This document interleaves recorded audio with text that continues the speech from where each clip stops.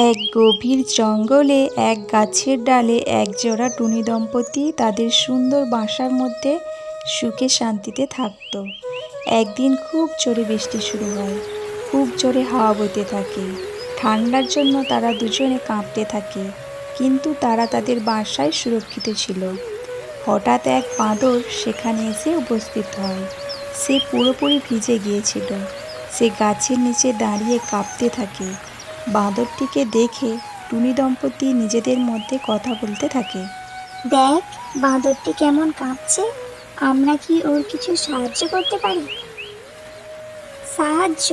আমরা তো নিজেরাই এত ছোট, আমরা ওই বাঁদরটিকে কি করে সাহায্য করব? জরুরি নয় যে আমরা নিজেরাই ওকে সাহায্য করি, কিন্তু আমরা ওকে কোনো ভালো যুক্তি তো দিতেই পারি। যুক্তি?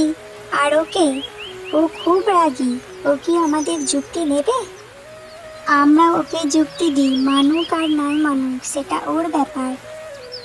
এটা যেন না হয় তুমি ওকে যুক্তি দিতে গিয়ে নিজেই বিপদের মধ্যে পড়ে যাও। আরে কিছু হবে না, তুই চিন্তা করিস না। বাঁদর দাদা, ও বাঁদর দাদা, উপরে দেখো, আমি এখানে। আরে টুনি, আমি ভিজে আছি, ঠান্ডায় কাঁপছি। তুই আমাকে বিরক্ত করিস না।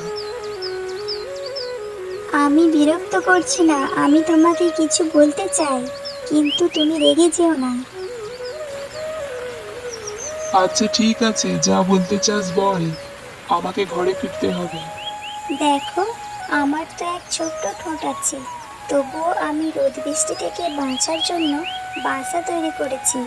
আর তুমি তো মানুষের মতো দেখতে, তোমার দুটো হাত আছে, দুটো পাও আছে। তুমি তো তোমার জন্য একটি ঘর তৈরি করে নিতে পারো। বৃষ্টিতে ভেজার থেকে ভালো ঘর তৈরি করে সেই ঘরের মধ্যে খুশিতে খুশিতে থাকা। টুনি কথাটা তো ঠিকই বলেছিল, কিন্তু বাঁদরটি ভুল বুঝে নেয়। সে খুব রেগে যায় আর গাছের মধ্যে চড়তে থাকে। বাঁদরটিকে চড়তে দেখে টুনি দম্পতি উড়ে পালিয়ে যায়। বাঁদরটি গাছে চড়ে আর টুনির বাসা ভেঙে দেয়। টুনি দম্পতি দুঃখী মনে সেখান থেকে পালিয়ে যায়।